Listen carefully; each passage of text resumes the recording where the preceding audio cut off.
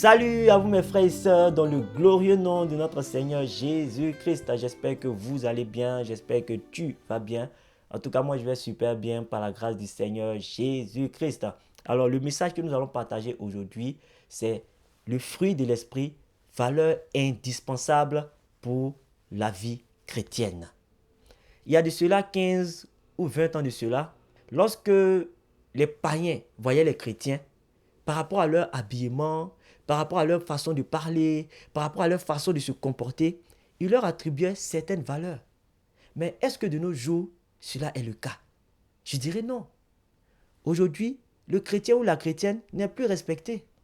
Dernièrement, j'ai regardé une vidéo dans laquelle un pasteur se faisait copieusement insulter par une femme dans un live TikTok. C'était vraiment déplorable. Et cette vidéo-là a circulé un peu partout. Lorsque je rentrais dans les commentaires, quand je regardais cette vidéo-là, je voyais que la plupart des gens étaient contents.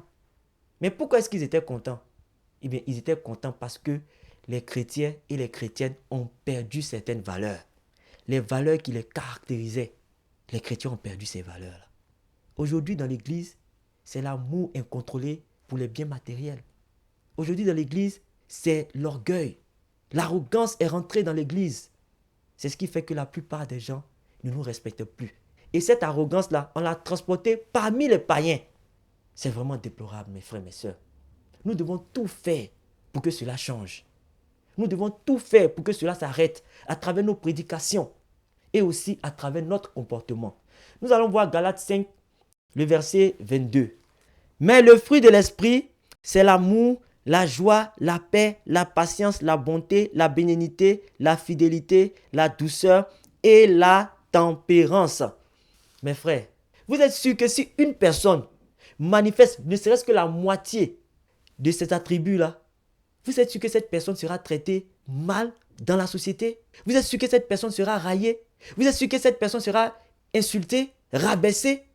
Vous êtes sûr que si on insulte cette personne qui manifeste tous ces dons-là, tous ces attributs-là, devant les gens, beaucoup de personnes vont rire? Non! C'est parce que l'Église ne manifeste plus cela. Voilà pourquoi, lorsqu'on insulte, lorsqu'on rabaisse l'Église, beaucoup de personnes se réjouissent. De nos jours, lorsque tu rentres dans l'Église, tu te rends compte qu'il y a beaucoup d'orgueilleux. Il y a beaucoup de personnes qui se croient tout puissants. Oh mes frères, il faut que cela cesse. Nous devons prier, intercéder. Nous devons prêcher là-dessus, que cela cesse dans l'Église. Nous allons voir une deuxième partie où le fruit de l'esprit est vraiment indispensable. C'est-à-dire dans les relations que nous avons avec notre prochain. Là aussi, le fruit de l'esprit est indispensable. Nous allons prendre Luc 16 à partir du verset 1 jusqu'au verset 8. Jésus dit aussi à ses disciples, « Un homme riche avait un économe qui lui fut dénoncé comme dissipant ses biens. Il l'appela et lui dit, « Qu'est-ce que j'entends dire de toi? Rends compte de ton administration car tu ne pourras plus administrer mes biens. » L'économe se dit en lui-même, « Que ferai-je puisque mon maître m'ôte l'administration de ses biens? Travailler à la terre, je ne le puis. Mendier, j'en ai honte. Je sais ce que je ferai pour qu'il y ait des gens qui me reçoivent dans leur maison quand je ne serai plus dans mon emploi. » Et faisant venir chacun des débiteurs de son maître, il dit au premier, « Combien dois-tu à mon maître? » « 100 mesures d'huile, répondit-il. Il lui dit, « Prends ton billet, assieds-toi vite et écris 50. » Il dit ensuite à un autre, « Et toi, combien dois-tu? 100 mesures de blé, répondit-il. Il lui dit, « Prends ton billet et écris 80. » Le maître loua l'économe infidèle de ce qu'il avait agi prudemment. Car les enfants de ce siècle sont plus prudents à l'égard de leurs semblables que ne le sont les enfants de lumière. Les enfants de lumière, ce sont les enfants de Dieu. Vous voyez, dans la vie, ce qui est effrayant dans la chute d'une personne, c'est le regard de ceux qu'il a méprisés, le regard de ceux qu'il a humiliés lorsqu'il était au sommet.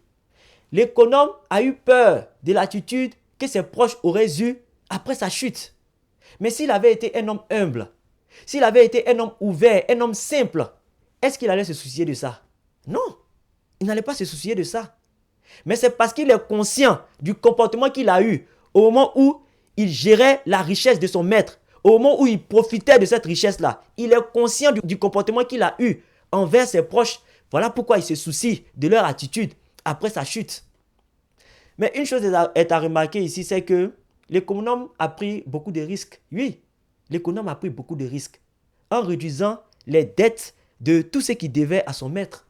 Ça pouvait mal finir pour lui, puisque les biens ne lui appartenaient pas. L'huile ne lui appartenait pas, le blé ne lui appartenait pas.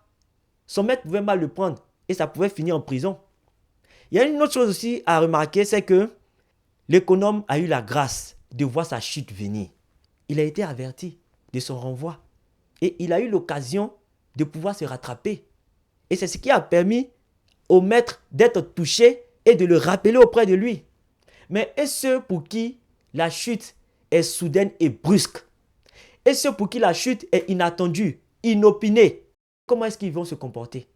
C'est pourquoi, mon frère, ma soeur, si tu atteins une certaine notoriété, si tu atteins un certain sommet, si tu touches à un certain niveau de richesse, fais tout pour injecter dans ton comportement une dose d'humilité.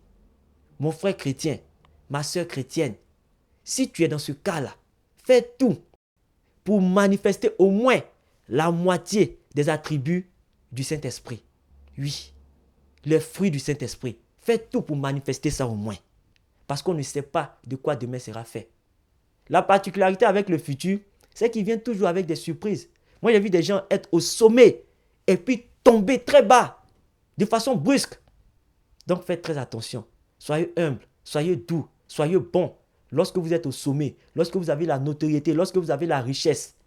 Parce que l'humilité, ou dirais-je, le fruit de l'esprit sécurise la gloire, sécurise la richesse, sécurise la notoriété. Nous allons voir le dernier point. Voilà, il s'agit de la manifestation du fruit de l'esprit dans la prédication. Ça aussi, c'est très important. Savoir prêcher est une grâce. C'est-à-dire être capable de donner un message cohérent alors que beaucoup de personnes nous regardent. Ça, c'est un don de Dieu. Voilà pourquoi nous qui avons la grâce de véhiculer le message du Seigneur, de prêcher devant le peuple, nous devons faire très attention à ce qui sort de notre bouche. C'est important.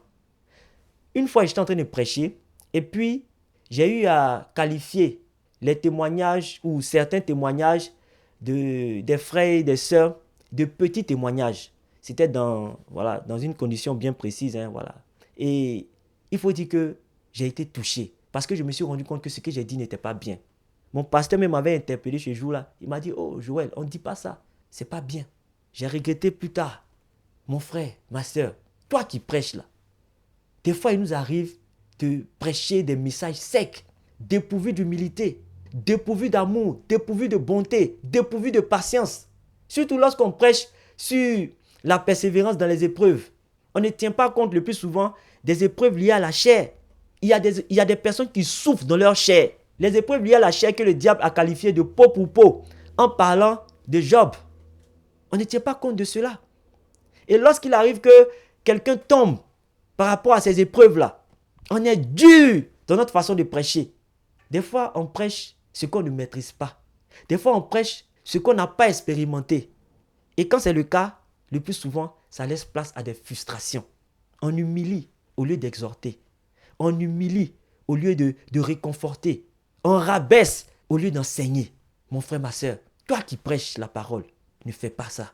Sois humble. Même si tu es rigoureux, sois humble. Sois amour dans ton message. On doit ressentir l'amour, même dans ta rigueur. C'est très important. Donc, en somme, pour le premier point, nous devons manifester le fruit de l'esprit pour ne pas que le nom des chrétiens soit sali. Pour ne pas que le nom de l'Église soit terni.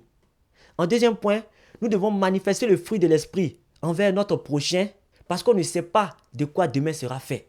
En troisième point, nous devons manifester le fruit de l'esprit dans notre façon de prêcher pour ne pas créer des frustrations inutiles dans le cœur des gens. C'était le message que je voulais partager avec vous. J'espère que vous avez été édifiés. Sachez une chose, quel que soit ce qui vous est arrivé, quel que soit ce qui vous arrive en ce moment, quel que soit ce qui vous arrivera, gardez toujours la foi en Jésus-Christ. Allez, au revoir.